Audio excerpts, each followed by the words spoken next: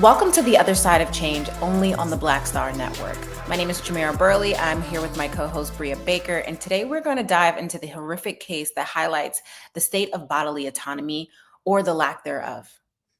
Yes, and that would be the case of Adriana Smith, a Black mother, nurse, and Georgia resident who was pronounced brain dead at 9 weeks pregnant, yet is being forced to carry that child as close to full term as possible. Hospital officials say that their hands are tied. Conservative Georgia elected officials are rejoicing, all while her family pays the emotional price of Adriana being used as a pawn for these political fights over abortion access.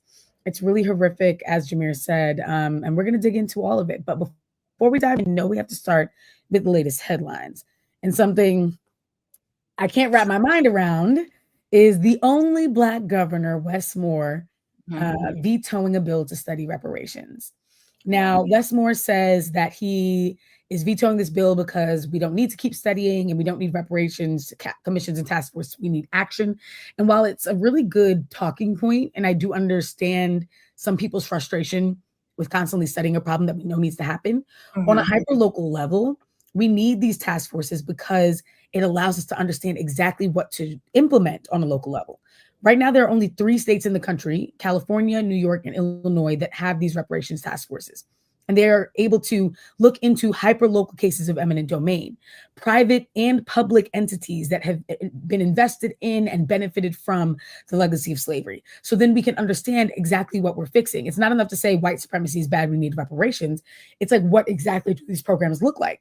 And I think it sends a really bad sign that the only Black governor in the state is saying this is not something we need, regardless of how he's convincing himself of it. I think it's going to be used as narrative of like, see, even Black elected officials don't see the value in this work.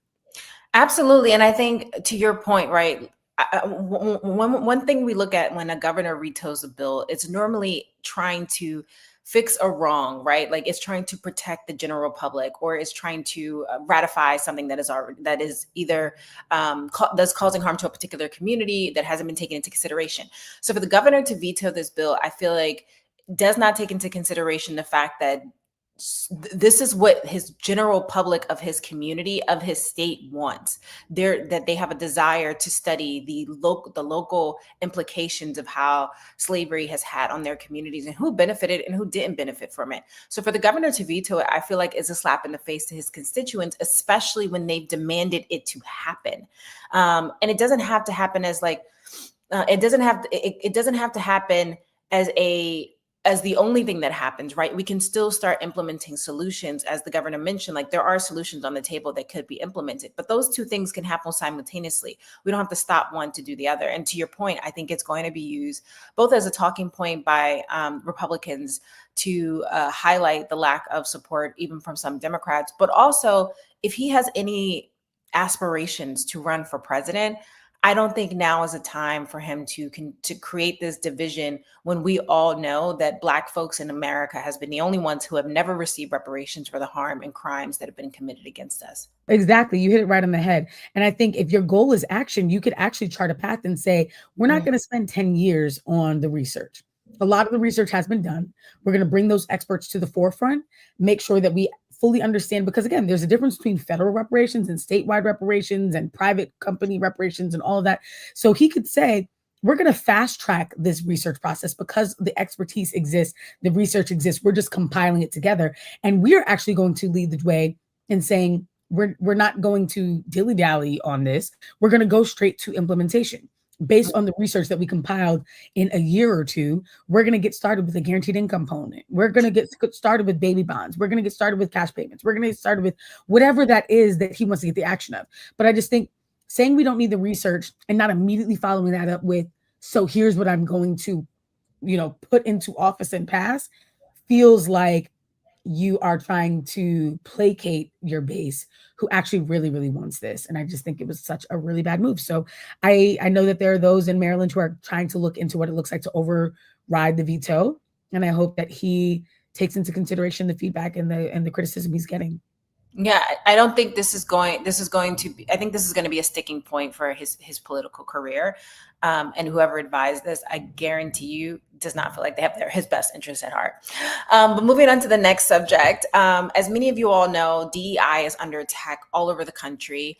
And one of the implications of that is seeing the affinity graduations at some of our top universities across the country being canceled, and many of those affinity groups being eliminated altogether. Harvard University has canceled its affinity group graduation. So graduations for a Latino community, graduations for the Black community was at Harvard.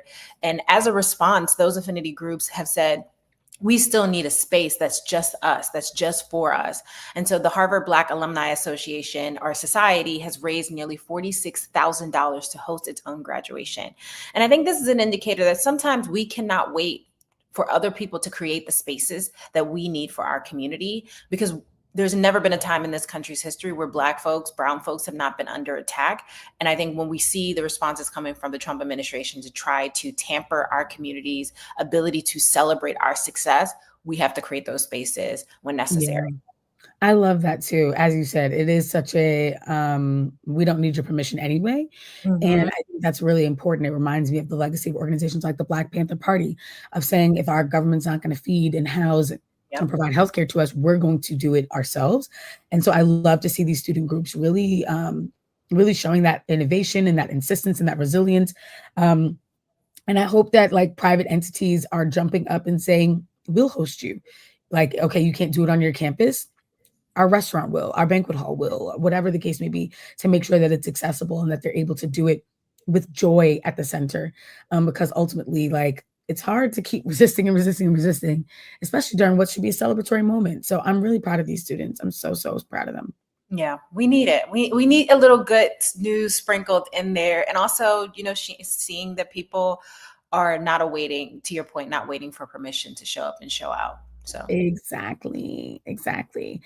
Well, next headline, not quite good news, but also not quite, I don't know. I don't really know where to stand on this.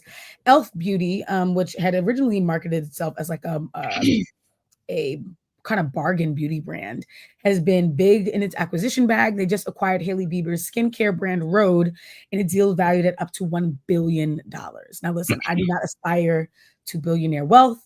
I don't think that we should aspire to that, but it has really pushed this important conversation on social media about, you know, some saying, why don't Black brands get this opportunity? Others saying, hey, when our Black brands do get acquired, we don't like it. We push back. And that's true. We've seen that happen with Mielle and Shea Moisture and Carol's Daughter and others. And I think we have to ask ourselves, like, during what context are we proud of Black founders being acquired? Because it is access to a bigger production opportunity, greater resources for marketing, you know, a more streamlined supply chain. And I'm not a business person myself, but I do think that the conversation is important to say, when are we proud of Black business owners for doing the same versus when do we have different expectations of each other? I don't think there's a right or wrong answer here. I just think the conversation is important to be had. Yeah, no, I agree. It definitely needs to be had. I don't know who the hell uses Rhode. No shade, no tea, but I don't know anyone in my community. Honestly, I think I know one person who uses the like phone case.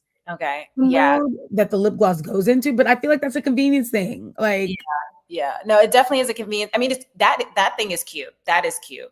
But I don't subscribe to their products. No shade again, but I will say I saw this conversation happening for the last 2 days, and two things that I want to bring up. I think we as Black people really need to get away from thinking that acquiring more money is the only marker of success for our community. We cannot duplicate white communities and expect that to be as successful in our communities, especially when we know how capitalism has particularly impacted the Black community, because it doesn't work for us. Like at its central focus, like capitalism alone does not get us free, does not provide us liberation. And so money can't be the only marker of success. Like, how did you impact your community? How did you change your community? How many lives were impacted? How did this transform the people that you care about that look like you? I think those are things that are more core to me and how I define success for myself and other people.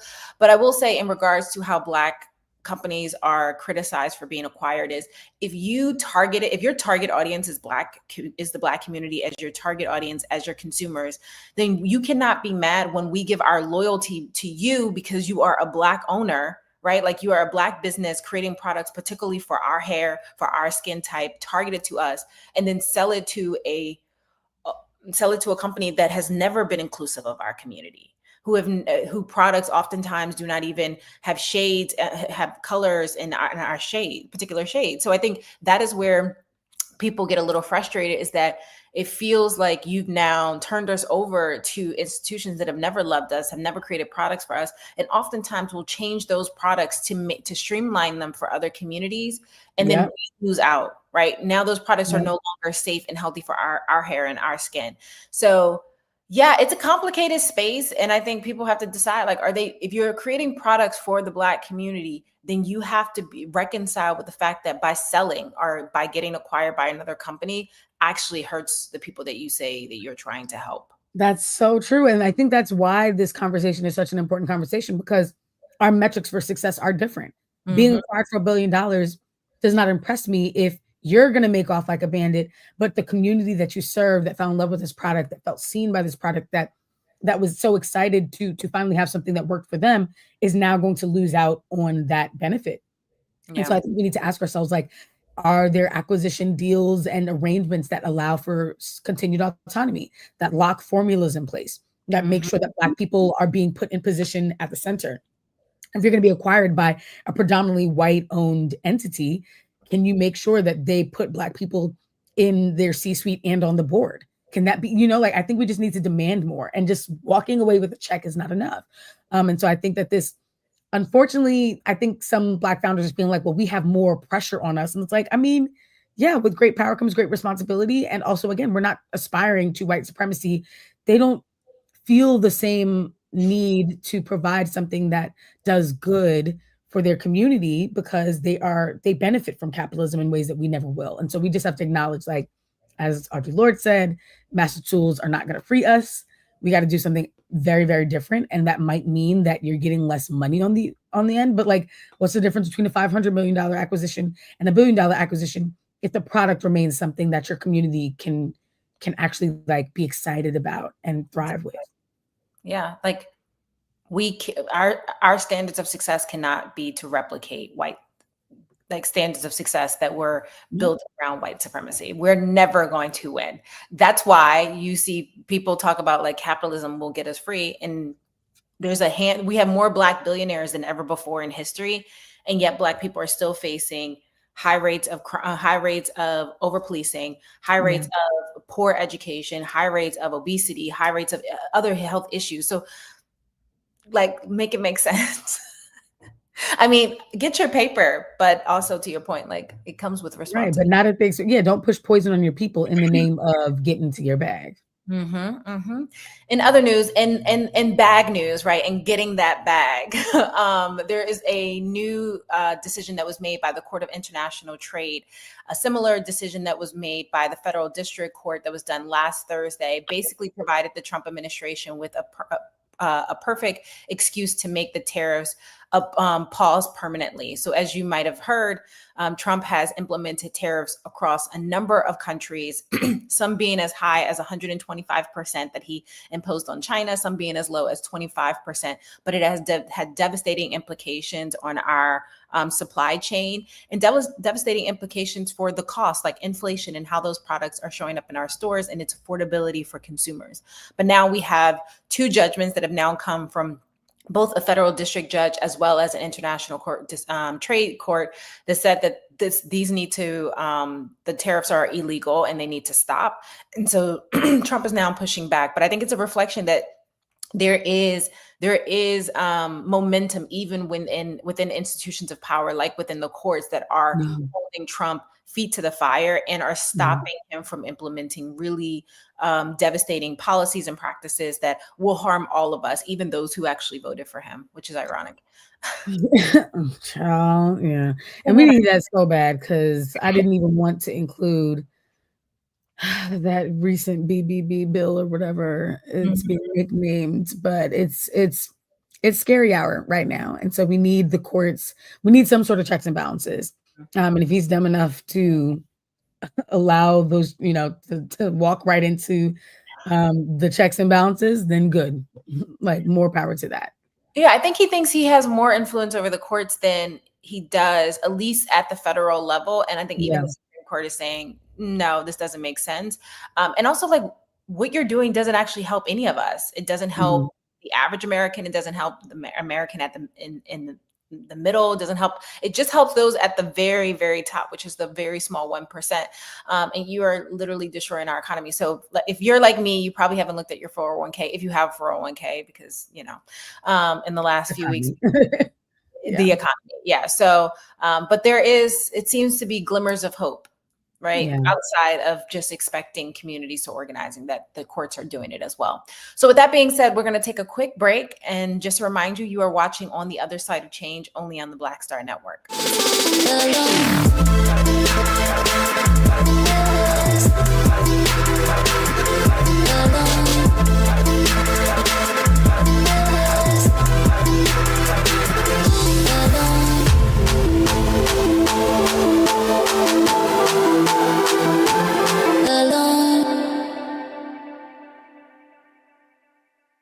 Attention! We're back, bigger and stronger than ever. Season 2 is reloading May 26th at 8 p.m. Eastern Time. What's up? Being a black man, we gotta stop letting this slide. With new hosts Let me tell you what damn time it is. and big celebrity surprises. Kiss my behind, it's Oprah Winfrey. Subscribe today at True Talks Live Give black people what they need, and we'll show them for you. and don't miss out on all the upcoming viral moments. Simulcasting weeknights at 8 p.m. on Roland Martin Unfiltered and Black Star Network and True Talks Live. I'll see you there.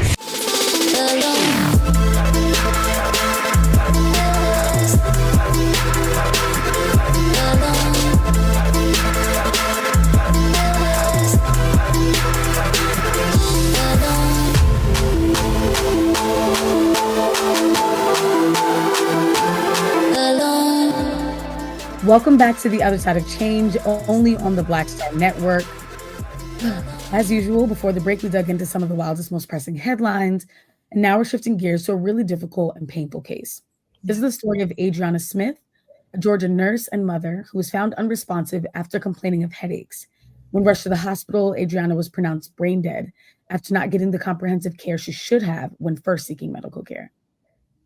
Yeah, the tragedy doesn't stop there. Not only is Adriana's family mourning their beloved daughter, mother, and friend, but the hospital has said on record that their hands are tied and that the family has no say in the future of Adriana's care, because Adriana was 9 weeks pregnant when pronounced brain dead. Her body is now essentially being under the state's jurisdiction to carry out the pregnancy until birth. And her body is being used as an incubator with no say or input of her family. And I think it's been reported that her family is now also responsible for the financial cost that will be associated with keeping her. Exactly. Ugh. And that's what makes matters worse. They've had to open a GoFundMe. In interviews, they've hinted at a good portion of the financial burden having fallen on them. Again, even though they have no control or are not able to make any decisions for Adriana. And they're in the midst of their grieving journey, but having to figure out, like, how do we continue paying for her healthcare and preparing for this child and the 7-year-old child that she's leaving behind. Yeah, let's hear from Adriana's mother directly. We wanted to know if she was to abort, would she have a chance at her life? And they said there was no chance or no hope. In Georgia, the state's heartbeat law bans abortions after a fetal heartbeat is detected. So at that point, we continued with the pregnancy that we didn't have a choice or a say about. And I just want to be clear on something. We want her to have her baby. We want her life to continue throughout her children. But at the same time, to see her lay there like that, for that length of time, the grieving process for us, it can't even start, because every time we go, we grieve and we hurt. And it's just unreal. It's unreal for anyone to go through that. This is Trump's America. This is a post-Roe world.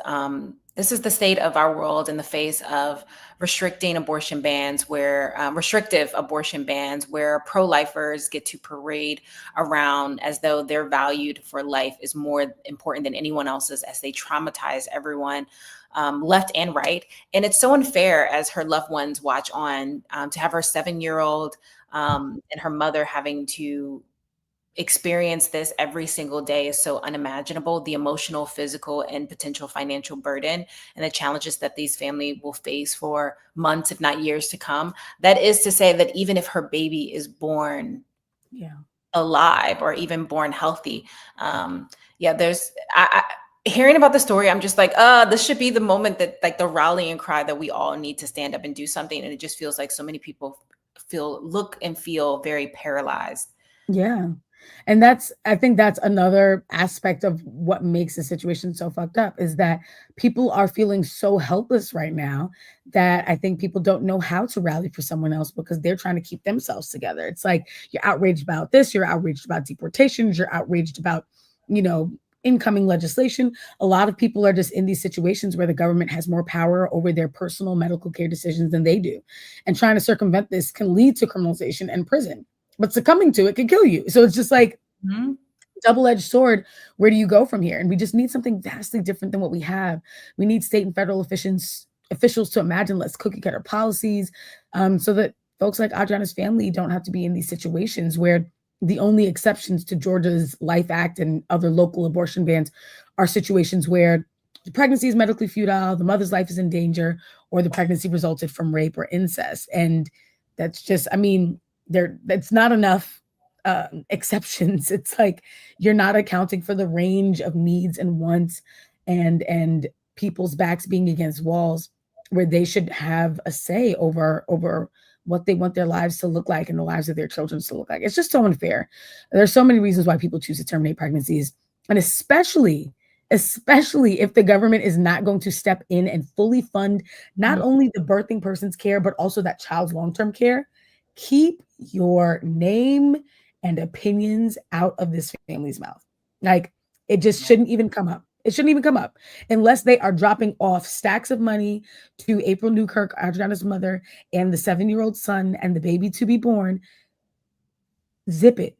It shouldn't even, you should have no opinion. Talk about it in your group chat. No, absolutely. And it's just, it's mind-boggling because pro-lifers are not pro-life, right? They're pro-birth. They don't actually care about the child after they come to be, right? And we see that through our adoption agencies, and we see that through, or what I should say, our foster care system. There are hundreds, if not hundreds of thousands of young people who never receive a family.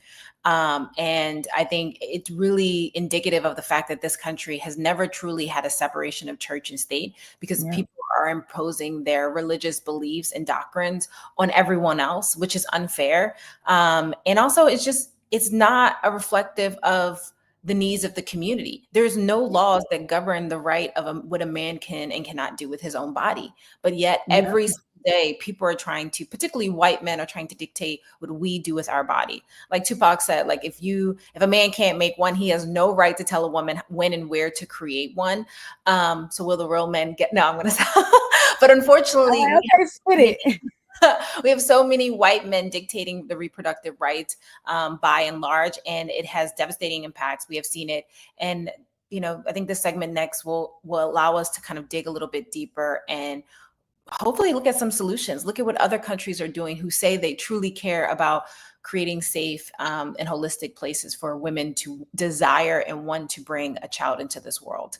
So we're going to take a quick break and we'll be right back. You are watching On the Other Side of Change, only on the Black Star Network.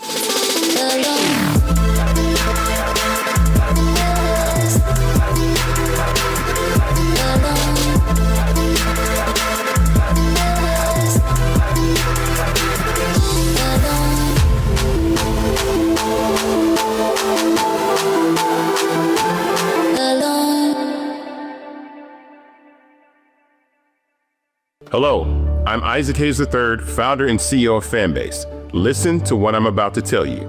The window to invest in Fanbase is closing. We've raised over $10.6 million of our $17 million goal. That means there's room for less than 6,370 people to invest in Fanbase for the average amount. The minimum to invest in Fanbase right now is $399. That makes you an owner in Fanbase today. Go to startengine.com/fanbase to invest. Why? Because current social apps have taken advantage of users for far too long, with content suppression, shadow banning, harmful racist content, and no real tools for monetization and equity. Fanbase has over 1.4 million users and counting, allowing anyone to reach all their following and monetize their content from day one. Social media is the new TV, and whoever owns the apps that distribute that content have the opportunity to own potential billion-dollar companies. While big platforms with uncertain futures are failing to serve their users, Fanbase is stepping up to fill the gap. Don't wait until it's too late. Invest now, invest for yourself and your future. Go to startengine.com/fanbase and own the next generation of social media.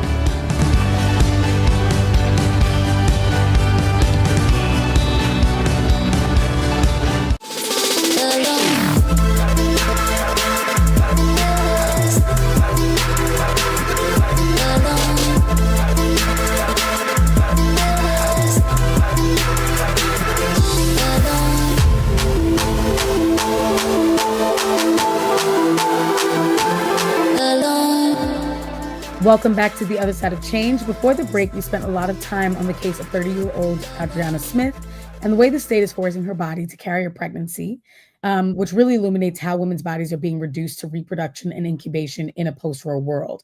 And I just wanted to say, too, that there's, Adriana's been pronounced brain dead.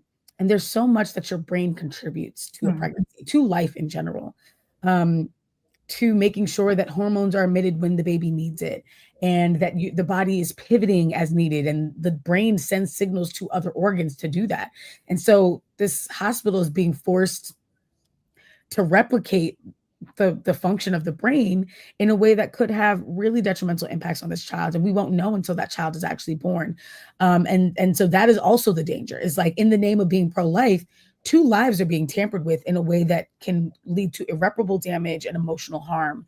And they're also not paying that price. I would actually say it's beyond 2 lives. It could impact millions of women around the country, right? Where women are reduced to the idea that only purpose that they serve, both when they're alive and dead, is to give birth, is to be a conduit for experimentation without their consent. And, I don't want to take the responsibility off of the hospital, because you've had the state attorney general basically saying that the heartbeat bill does not restrict a hospital from taking someone off of life support when they are brain dead.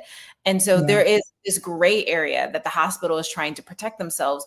But in the process, they are now putting millions of women in its harm's way by creating this precedent that is not reflective, or what is said to be not reflective by the attorney general, of the actual heartbeat bill. But the heartbeat bill itself is not clear. And that is what's creating so many confusion, that is putting the lives of women all across Georgia at risk.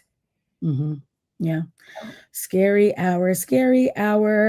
But yeah, I think it's time to really dream about what reproductive justice could look like, not just in the limitations of what we have seen and know so far, but just like true wildest dreams, like in your best case scenario. And I think I always, even though, we can have conversations about why this country is the richest country in the world, and whose backs that comes on, but the fact of the matter is, America is the richest country in the world. America is the most powerful country in the world from a military standpoint. What is all of that power and wealth for if actual citizens don't get to benefit from it? And so I think it's worth asking, like, what should the future of reproductive justice and care and look like in a country that posits itself as being the most powerful and the most advanced and the most wealthy? And I just love thinking about that prompted framing, because we are so used to accepting the bare minimum and like the cookie crumbs that fall off of the table when we should be demanding so much more. So for me, I imagine birth being one of the most state and community supported processes ever. That those who do choose to carry can begin families with ease and love at the center, with paid parental leave beginning at the positive pregnancy test. Because let's be real, working through morning sickness that actually lasts all day, working through all of the potential complications that come up during a pregnancy is a lot. And a baby feels all of the stress that mother feels. And so seeing women working up until the 9th month is ridiculous to me in the richest country in the world. I would want paid parental leave beginning as soon as possible. Calm and well-staffed hospitals and birthing centers, doulas and midwifery care for everyone, like regular doctor's visits. And this is not something that doesn't exist in other places. Yeah. There are so many articles and pieces of content about how luxury birth centers exist as a norm in other places. And I am especially inspired by South Korea's postpartum facilities. So I want to share a clip of that real quick and then get your thoughts, Jamira. Yep. After you give birth at a hospital, you can sign up for and go to, and they have 24-hour nurses to take care of your babies 24 hours a day. And basically it's just set up and meant for you to be able to recover your body and regain your strength before you go home and have to really start taking care of your baby. And the purpose of it is to also to help ease you into parenthood, because in Korea, there's not a babysitting culture. Like in Western countries, we babysit babies from the time we're like, 14, 15, 16 sometimes. So we do have a little bit more experience in that, but in Korea, like people have never even seen a newborn baby or changed a diaper or anything. So they need a lot of teaching. So these places also will teach you how to care for your baby, teach you and help you with breastfeeding, breast massage, and all sorts of things like that. But let's get into it. What is the Sanujoriwan and what do Korean postpartum care facilities offer? So the first thing I mentioned is there are 24-hour nurses to care for your baby. So basically, if you're like me and you had surgery and you really need some time to recover, they can take care of your baby. Basically, you can see your baby or take care of your baby as much as you want. If you want to do all the breastfeedings and let them know, and every time the baby wakes up, they'll call you so you can breastfeed and they'll help you with that. They're always touching your breast here though. I swear every time they see me, they're like, okay, you don't need a breast massage. Like they don't even ask, the nurses just come up, whoop, grab your boobs. So they're gonna be grabbing your titties, just to let you know. But it's nice because they'll be like, oh, you have maybe a blockage here, and they'll schedule you a breast massage to go get the breast massage. And in each of the rooms, they give you a nice, very expensive $2 to $3 grand breast pump that you can use to continually pump. So even if you are not breastfeeding your baby, or anytime you need to pump day or night, you can pump and then give it to the nurses, and they'll give it to your babies for you in a bottle. Or in our case, our babies were at the hospital for a little bit because they were born a little bit premature. So as I was pumping, they would freeze it and store it for us, and then my husband would come and get it at night to take it to the hospital. So it's very convenient in that way. But if you don't want to breastfeed or breast pump, then they do formula feed the babies, and they support that as well. They weigh your babies every day and bathe them for you, and they come and give you a report on how well they've eaten and if they're going to the bathroom well. And also a couple times a week, a doctor from a nearby pediatrician's office comes in to check up on the babies and gives you any detailed reports if there's anything that you need to be worried about or anything you might want to go to the doctor's office about after you leave here. Wow. I mean, I was just in South Korea. I did not know that. But I'm not surprised and that makes so much sense. We put so much emphasis on the assumption that people know how to take care of a baby, like know how to care for a baby, or even know how to care for their own bodies after they've done probably one of the most traumatic things you can do to your body, right, is to give birth. And just hearing like the holistic caring and the holistic understanding and like both for the mother and the baby is inspiring, and is something that we should definitely think about. How do we duplicate here in a way that is approachable, affordable, and accessible for all women? But yeah, wow, I did not know about that at all. Yeah, South Korea is up a million. Okay. And it's not just South Korea. A lot of places are doing so much better. I know you were putting me on to something that Finland's got going on. Yeah, I mean, there's several countries offering what is called like baby boxes for new families as a part of their maternity support program. Finland is one of them. They're one of the original famously began in the 1930s. And it's now a tradition where all expectant mothers receive a box filled with baby essentials and a small mattress. Other countries who also have adopted similar programs include Scotland, parts of Canada, and New South Wales. And some of the things that are included in this baby box is pretty substantial. I mean, you have everything from diapers to a week's supply of clothes, formula, bottles. It's very comprehensive, and it shows that there's an intentionality by the state to make birthing as easy and convenient and supportive as possible, which we do not feel here in the United States. It almost feels like a duty that women have to do, even when we're financially, emotionally, and physically unstable.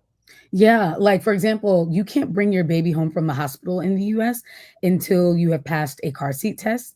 And so you have to bring in a car seat that fits the baby, that is correctly installed. And it's like, instead of making it like a barrier to exiting the hospital, why like what if hospitals provided the car seats, showed you how to install it, put it in your vehicle for you, and then you could bring your baby home because they made it happen. And I think this also goes to another part of my like reproductive justice care dream, but it's just CPS. I just feel like the role of CPS is so overinflated in some ways and so under, represented in other ways. And it's like, okay, you have so many children who are dealing with abuse and CPS never tracks it. But what they will track is a family who just doesn't have the money and the resources. And they will take a baby out of your home because you don't have the money and the resources to be able to show up consistently for that child, but then offer a stipend and a check monthly to another family to take care of your child. What if there was some agency that just made a guaranteed income for families that said, hey, you can't be working 3 jobs and be a good and present parent. We are going to make sure that you only have to work 1 job, or that someone's able to stay home and care for this child the way that they need. And here's the tools to do that. Here's the money you need. Here's the equipment you need. Here's, whatever the case that is. Okay, your baby is malnourished. I'm not going to take it. Let me make sure y'all have enough food. Clearly something's going on in this house where this might not be the only child in the home who is dealing with malnourishment. And so I just think that the rush is towards, okay, while you're pregnant, you have to keep that baby. And then once your baby gets here, you better do right by that baby or we'll take it. It's like, even not even right by the baby. You have to do what we deem as the standard of care, even if no one has ever taught you, right? We see this across a number of issues within our society. It's like, how do you as a young person know you're breaking the law if no one ever taught you the law? How do you as a young person know that like how to eat well and like how to take care of yourself if no one has ever taught you? There's an expectation of knowledge in this country that is not replicated by the simple fact that we're not teaching it. And we don't teach people how to raise children or how to properly care for them. And I think one of the things that really grinds my teeth with CPS is the fact that they rush to punish versus rush to understand. There are definitely people who immediately need to be removed from the house, immediately need to be separated from their parents. But there are some people who, like, their kid might be not malnourished because the family has been feeding the kid and the kid just has been throwing up and they don't know what to do, right? They don't know how to ask questions. They don't have the healthcare to be able to go and seek the medical support that they need. Or if they did seek the medical support, the rush to judgment by many of those hospitals is that, oh, that person is abusing their child, versus maybe ask questions, maybe inquire more and get more information. And it's so much judgment and so lack of care that we have as a society. We rush to judgment, we rush to punishment, and in the process, the ones who get impacted the most are the children that we claim to give a damn about, which isn't reflective in the policies and practice of this country. If anything, they're like, birth the kid, and if you're too poor to care for it, we don't care. Like, you literally have politicians who will say, we are pro-life, yet do not believe in universal school lunches. Right. Want you to go into debt eating during the school day. Like, but we're not going to feed you. We actually, or like, have kids, but we're not going to ensure that there's actually an earth for them to live in, like a habitable earth, because we are just destroying the environment. Like, there's no holistic consideration. It's just like birth, which tells me that it feels like a government way to ensure that they have a large supply of poor workers who will take any and every job and will do any and everything just to survive, because they don't have the flexibility, the means to have any sort of like real agency for themselves. Yeah, so true. And it's like, okay, stand on business. If you're saying that you're pro-life, if you're saying that you want abortion rates to go down, one of the best ways to ensure that abortion rates can go down is to make sure that those who get pregnant are equipped to deal with those pregnancies. I think right now there are a lot of people, even who are married, who have decent jobs, who get pregnant and their stomach drops, thinking of what the impact that's going to be on their life. If you want people to be excited about pregnancy, eliminate the stomach drop. Make it so that people are like, oh, great. Like, this beautiful chunky baby is going to come into my life. And all I have to do is like love it and care back and love it and care for it, and allow my community and the state that I pay taxes to like help me make that happen. And so I just think that for those who do want to claim consistency, especially progressives and Democrats, I think that we really need to be championing, these holistic policies. So anyway, we'll take a quick break. We'll come back, share some deeper dives and ways that you can dig more into that work when we come back on The Other Side of Change, only on Black Star Network.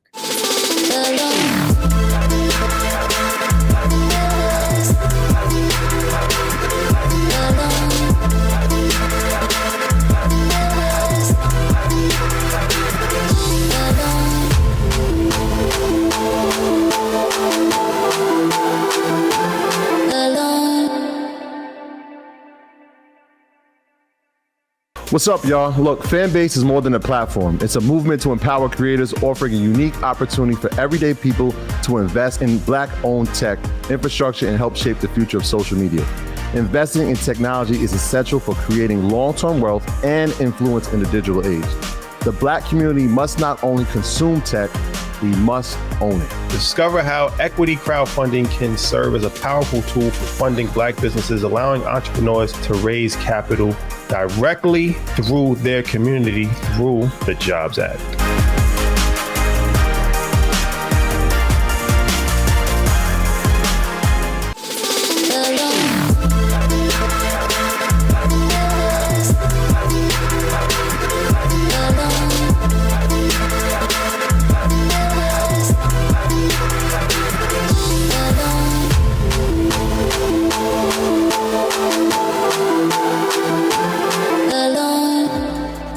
As always, the conversation is far from over, but we hope that we help to clarify what the stakes are and what is the fight ahead and all of our role within it. Yeah. And Jamira and I are going to make sure that y'all know how to dive deeper, because this is just the beginning of that conversation. So check out Liberating Abortion by Regina Mahone and Renee Bracey Sherman, an incredible book that kind of illuminates what a more imaginative version of reproductive justice care can be. There's another book called Killing the Black Body, Race, Reproduction, and the Meaning of Liberty by Dorothy Roberts. It's a really great deep dive into what we don't want and what the history of this has looked like, especially for those who look like us. And continue to support and follow the lead of organizations like Sister Song, local abortion funds near you, support legislation like the Momnibus Reproductive Justice Act, which was introduced, I believe, in 2019 or 2021, and just understand that there is a better way. There is something more out there, and we just have to demand those who are representing us as elected officials to really chart that path. Absolutely. And as always, stay engaged, stay informed, and know your rights, and also organize and hold your representatives accountable. Until next time, keep pushing into the future.